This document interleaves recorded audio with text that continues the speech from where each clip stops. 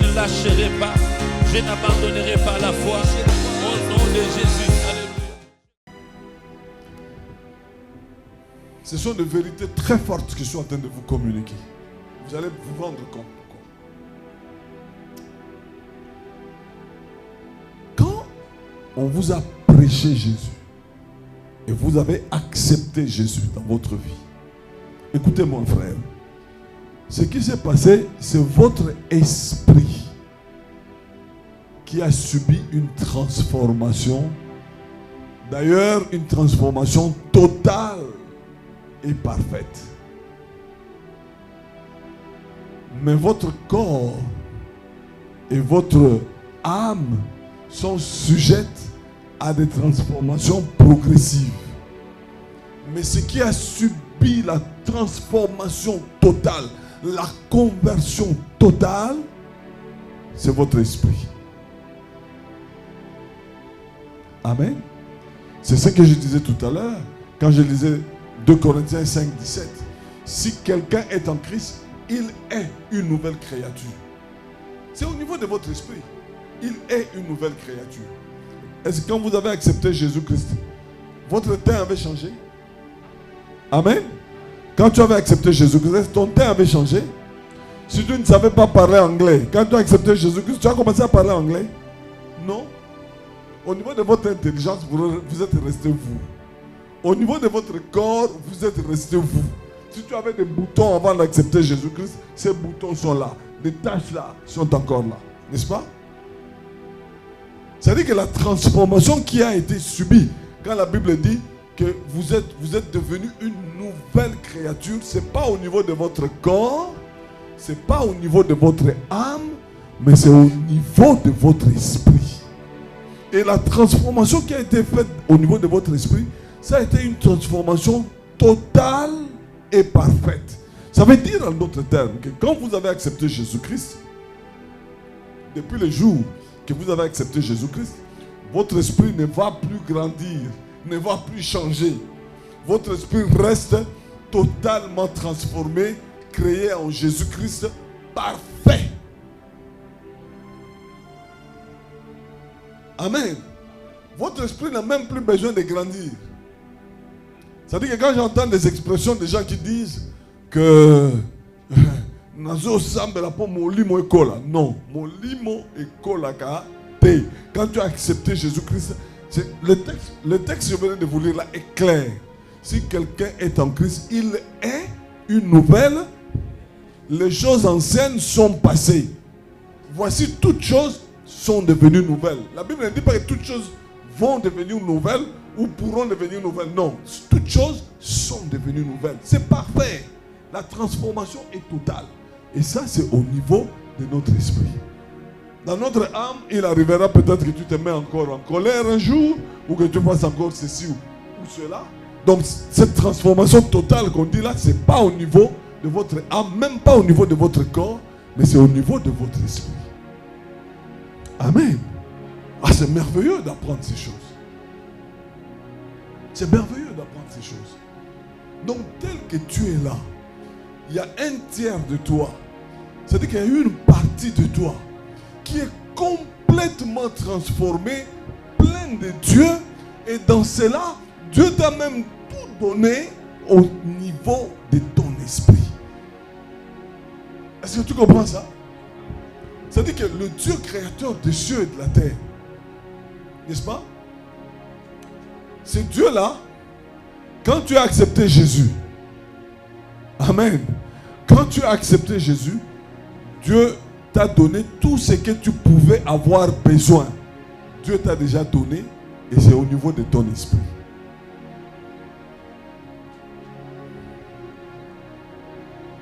C'est-à-dire, si on parle de richesses, Dieu t'a déjà donné toutes les richesses que tu pouvais avoir besoin au niveau de ton esprit. Si on parle de la guérison, Dieu t'a donné la guérison que tu as besoin. Cette guérison se trouve dans ton esprit. Dieu t'a déjà donné.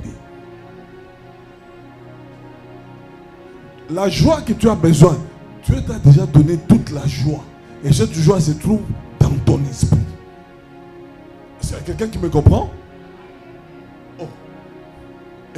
frères, il y a des textes de la Bible qui nous aident à comprendre clairement ce que Dieu a fait de nous. Vous savez, dans Éphésiens, par exemple, chapitre 1er, verset 3, il est écrit que Christ nous a bénis de toutes sortes de bénédictions spirituelles dans le lieu céleste en Christ. Vous comprenez ça? Béni de toutes sortes de bénédictions. C'est-à-dire que qu'est-ce que toi tu peux attendre comme bénédiction? Quelle bénédiction que tu peux attendre de Dieu? La Bible nous dit que Dieu t'a déjà béni. Il t'a béni de toutes sortes de bénédictions en Christ. Et ce n'est pas le seul texte. Il y a beaucoup de textes qui le disent dans la Bible. Si tu vois dans le livre de Colossiens, chapitre 2, le verset 10, je crois, il est dit que nous avons tout pleinement en Jésus-Christ. Tout pleinement en Jésus-Christ. C'est-à-dire que Dieu t'a déjà tout donné. Ce que tu as besoin là, ce que tu cherches là, Dieu t'a déjà tout donné. Est-ce que tu sais ça? Dieu t'a déjà tout donné. Oh, c'est merveilleux. Oh, c'est merveilleux que d'entendre ces choses.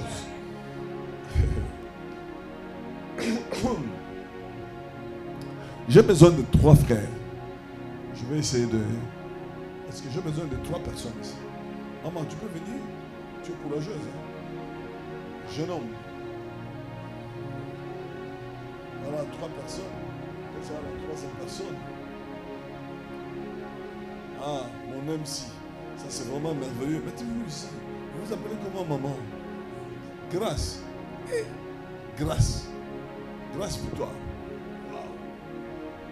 Il y a des gens qui ont compris le secret qu'il y a dans le nom. Ils s'offrent des bons noms. Voilà, à tout moment, quand vous appelez grâce, même la grâce entend. Ah, mais ça, c'est merveilleux. Mon frère, vous vous appelez comment? Hein? Ah. Qui vous a donné ces noms? Vous-même ou bien vous êtes allé? C'est maman. Rehoboth. Rehoboth, ça fait penser à quelqu'un qui finalement devait faire taire les contestations. Voilà, ça c'est merveilleux. Et mon frère Christian, vous tous vous avez de beaux noms. Je me demande comment vous avez pu vous offrir ces beaux noms. Donc nous avons Grâce, nous avons Rehoboth, nous avons Christian. Ok? Alors, vous pouvez tourner et regarder l'assemblée. Nous faisons ceci. Nous considérons Christian comme étant le corps. N'est-ce pas? Amen. Voilà. Et puis, nous considérons Rehoboth comme étant l'âme. Et enfin, nous considérons Grâce comme étant l'esprit. Vous voyez? Et comme dans le texte que nous étions en train de lire, que ce qui est né de la chair est chair, et ce qui est né de l'esprit est esprit. C'est-à-dire qu'il n'y a pas de lien direct entre l'esprit et le corps. N'est-ce pas? Et voilà, c'est l'âme qui se met au milieu. Alors je disais ceci. À la conversion, quand vous avez accepté Jésus-Christ, Dieu vient avec toutes les grâces, toutes les bénédictions, tout ce que vous pouvez avoir besoin. Dieu vient avec et il le dépose en vous, mais au niveau de votre esprit, dans votre esprit. Ça veut dire que dans votre esprit, vous avez la foi, vous avez l'amour, vous avez la bénédiction, les richesses, la prospérité, vous avez la guérison, vous avez tout ce que vous pouvez avoir besoin auprès de Dieu. Dieu a pris toutes ces choses, il a déversé sur vous, mais au niveau de votre esprit. Amen. Voilà. Maintenant, au niveau de votre âme et de votre corps, la conversion qui est arrivée ici peut avoir de l'influence là-bas. Devrait normalement avoir de l'influence là-bas. Mais maintenant, qu'est-ce qui va se passer? L'âme ici, il est un peu comme un robinet. C'est-à-dire que les richesses qui sont ici, pour que ces richesses puissent aller jusqu'au niveau du corps, il doit traverser à partir de l'âme. L'âme, c'est le robinet. Alors, quand le robinet est ouvert, les richesses qu'il y a ici vont commencer à se déverser dans le physique, dans le corps. Mais si le robinet est fermé, vous pouvez avoir tous ces grands potentiels ici. Mais ces potentiels, vous ne le vivrez jamais dans le physique. Si au niveau de l'âme, c'est fermé.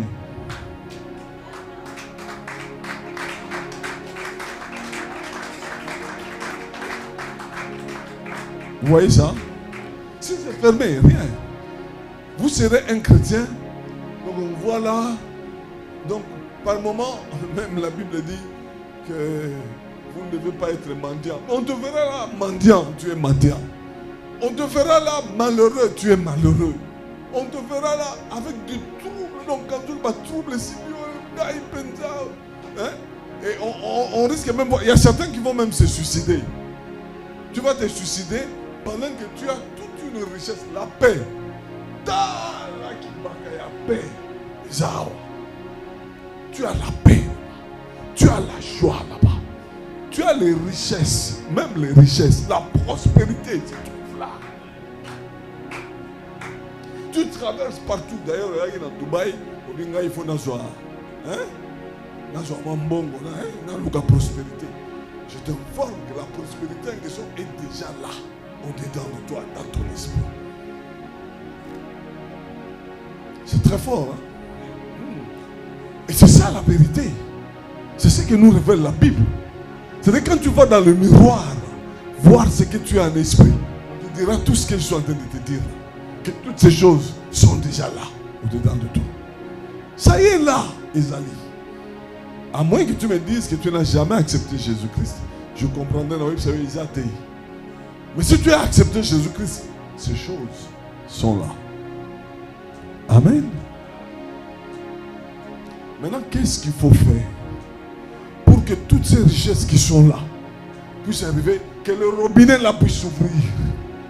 Oh Seigneur, que ce robinet puisse s'ouvrir pour que ces richesses puissent quitter ici et traverser de l'autre côté. Qu'est-ce qu'il faut faire? C'est ce que, en fait, ce qu'il faut faire, c'est que il faut travailler de manière telle que, au niveau de l'âme puisse commencer à faire des efforts pour se ressembler à l'esprit. Le travail se fait au niveau de l'âme. Donc toi, tu commences à faire du travail au niveau de l'âme pour que ton âme puisse ressembler à ce que tu es en esprit. C'est ce que la Bible appelle le renouvellement de l'intelligence. Quand tu vas dans Romains chapitre 12, il est écrit: soyez transformés par le renouvellement de l'intelligence. Quand on parle de l'intelligence, on parle de l'âme. C'est-à-dire que vous devez apporter une culture de la parole de Dieu à ce niveau. Et quand la parole de Dieu enrichit cette personne, son langage sera parole de Dieu. Ses déclarations seront parole de Dieu. Il sera en train de voir les choses comme la parole de Dieu voit les choses. Et quand il commence à voir des choses de cette façon-là, c'est les robinets qui s'ouvrent. Et les richesses qui sont ici, dans l'esprit, commencent à se déverser dans le physique. Vous savez, c'est comme quand on achète un ordinateur. Je me sens mieux, j'écoute mieux quand je suis ici. C'est comme quand vous achetez un ordinateur. Vous pouvez acheter un ordinateur actuel. Mais si le programme qui est dans l'ordinateur, c'est le vieux programme, le Windows, je ne sais pas moi, 14, ou je ne sais pas moi, quel Windows, le vieux là, malgré que ton appareil est nouveau avec de grandes capacités, tu ne profiteras pas de toutes ces capacités. Amen. Il faudra commencer par travailler l'intelligence qu'il y a dans l'ordinateur. Mettre un logiciel actuel pour que ce logiciel puisse correspondre avec le niveau de la qualité de ton appareil pour que tu puisses commencer à profiter de toute l'intelligence que ces gens qui mettent l'intelligence dans les ordinateurs ont mis dans cette histoire. Amen. Le renouvellement de l'intelligence. Ce renouvellement-là se fait dans la culture de la parole de Dieu, la méditation de la parole de Dieu, les déclarations de la parole de Dieu. Tu dois chercher à ressembler à ce que la parole de Dieu déclare. Quand tu vois un texte de la Bible qui dit que tu n'es pas pauvre, tu dois prendre des textes comme ça, tu commences à décortiquer ce texte. Tu commences à décortiquer. Tu vois, tu regardes comment tu es dans le miroir. Je vous avais dit que quelqu'un qui va dans un miroir, quand il regarde, il fait tellement confiance à ce qu'il voit que quand on lui présentera plutôt une photo ailleurs, il dira c'est moi, n'est-ce pas? De la même façon, tu pénètres les Écritures, par exemple, qui parlent de ta prospérité. Tu pénètres, tu te vois vraiment toi là-dedans, dans ces Écritures. Tu vois ce que tu es vraiment. Tu dis, oh, Dieu m'a déjà tout donné. Il m'a déjà donné ceci. Tu vas voir des textes qui parlent, quand on parle de la prospérité, par exemple, tu verras des textes qui disent, par exemple, que Dieu est capable de te combler de toutes sortes de biens, afin qu'ayant toujours, en toutes choses, de quoi satisfaire à tous tes besoins, tu en as encore en abondance pour toute bonne œuvre. Tu vois tous ces textes. Tu vois ces textes qui se disent que toi, tu es prospère. Oh, mes frères, je me rappelle avec Papa Serge, nous étions en train de partager, je crois que c'était hier ou avant-hier, certains textes de la Bible. Vous savez, par exemple, si on prend par exemple Psaume chapitre 1er, il parlait des réalités en question.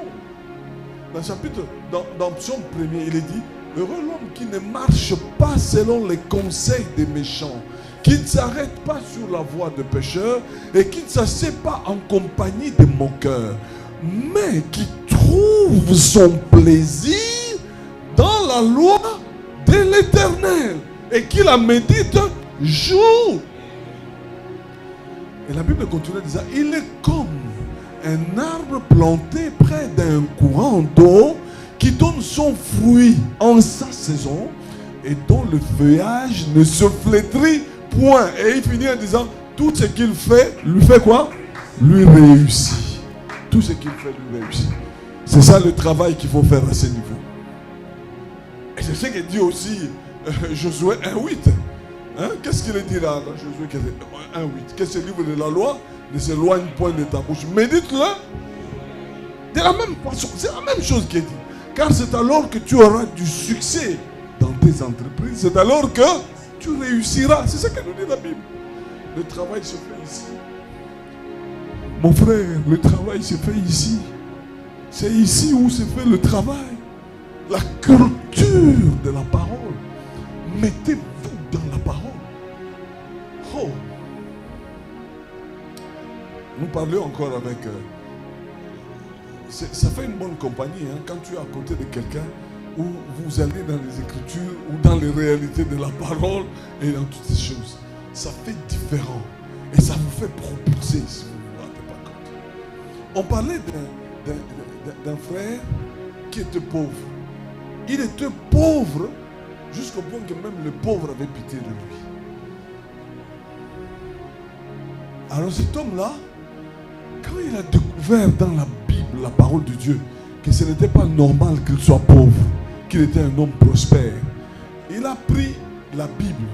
Il a écrit près de 100 passages de la Bible. Il a écrit à main libre dans la Bible.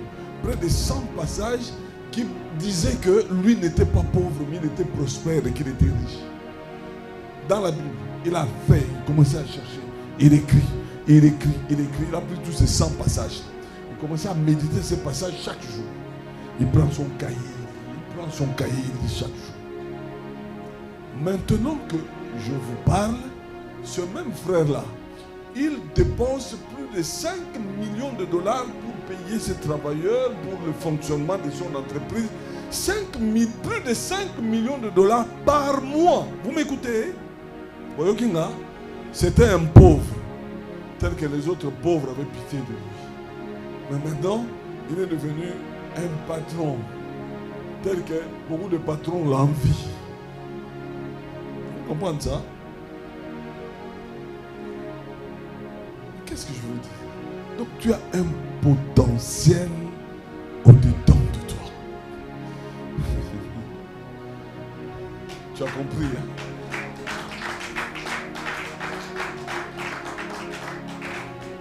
Mon frère, tu as un potentiel au-dedans de toi. Et tu es appelé à libérer ce potentiel. J'avais un jour, il y a quelqu'un qui disait que le lieu où on retrouvera peut-être beaucoup de potentiel.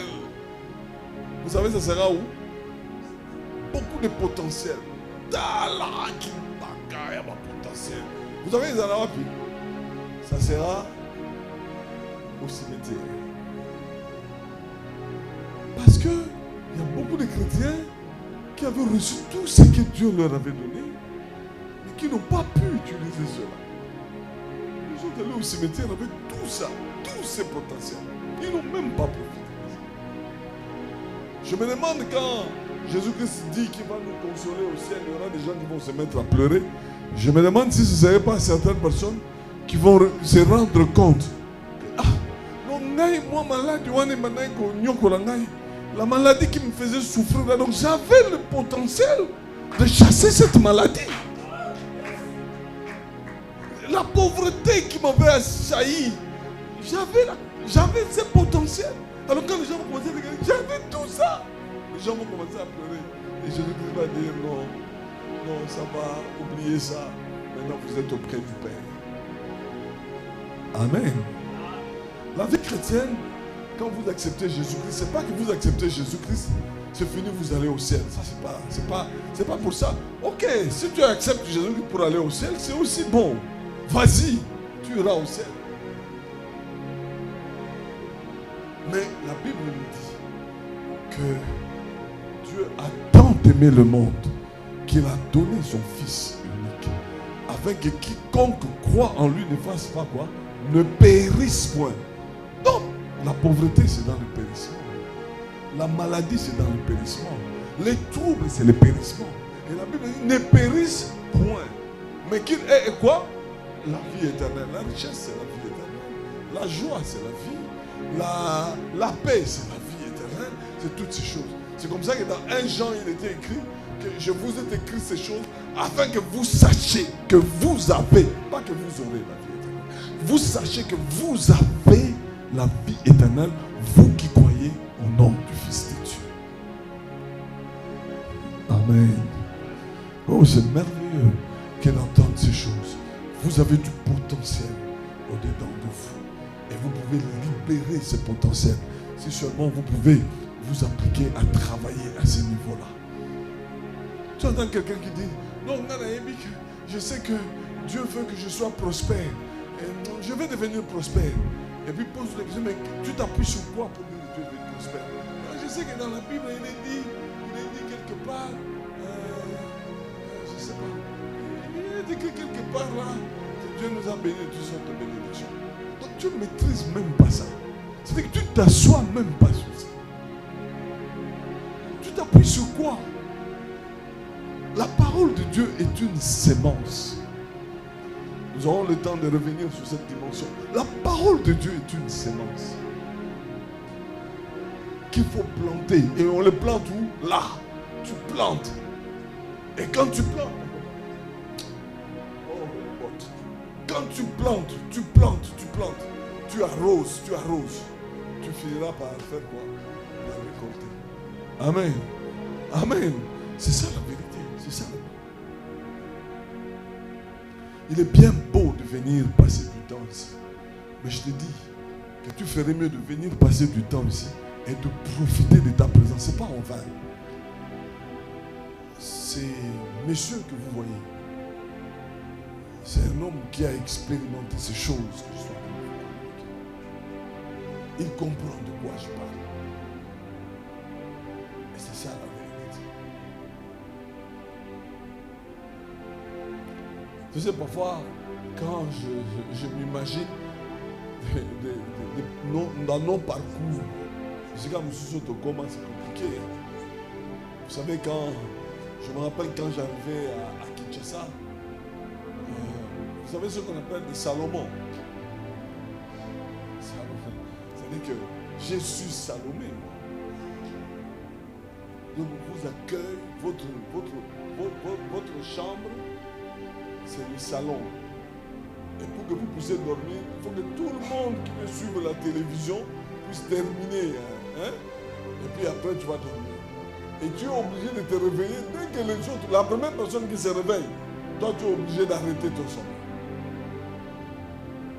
On a vécu dans des situations comme ça. Enfin, des situations incroyables. Il y a eu des moments où on ne pouvait même pas imaginer les choses que nous allions vivre. On ne pouvait pas imaginer.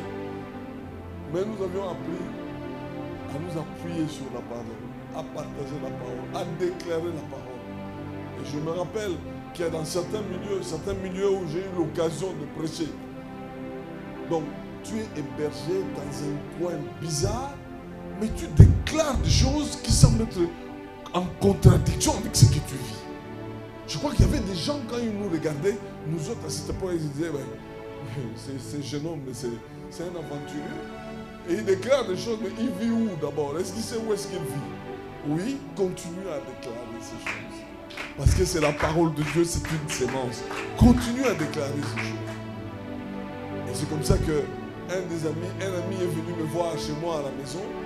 Je lui ai donné des indications. J'ai dit, j'habite dans tel coin. Tu viens, tu entres, tu verras un couloir. Tu entres dans ce couloir. Au fond, là, le bâtiment que tu vois là, tu toques ou tu sonnes. C'est là où je suis. Il est venu. Il dit, non, tel qu'il me donnait les explications, c'est ce couloir. Il est entré dans le couloir, il arrive devant le bâtiment, il regarde, tout le monde regarde. Non, ça ne peut pas être ici. Emmanuel, non, ça ne peut pas être ici. Il n'a même pas osé sonner ou appeler, non. La première chose, il s'est dit, je risque de te retrouver devant, je ne sais pas moi, la maison de qui ici, tu auras des problèmes. Et puis il est ressorti, il est rentré d'abord jusque sur la grande route. À partir de la grande route maintenant, il commençait à appeler pour vérifier. Mais la maison en question que tu m'avais dit. Ah, seulement quand il a vu mon parrain qu'il connaissait, il a vu mon parrain qui est entré là-bas, il dit, ah, ça doit être. Pourquoi? Parce qu'il avait une image de moi. Hein? Nous avons grandi, nous grandissions ensemble. Il avait une image de moi, il dit, mais moi je le connais. Je le voyais là à Kingasani dans un coin compliqué et tout ça. Maintenant il m'appelle, il doit être au moins tout ça. Une maison comme ça. Et puis finalement, quand il est entré, je lui ai dit, ah. Il me dit, mais j'étais ici et puis je suis reparti. Je dis, oui, je te comprends. Dieu est capable de transformer les personnes. Tu peux être complètement transformé parce qu'au fait, au-dedans de toi, tu l'as déjà. Tu as déjà du potentiel que tu peux transformer et vivre cela dans le physique. Que Dieu bénisse sa parole.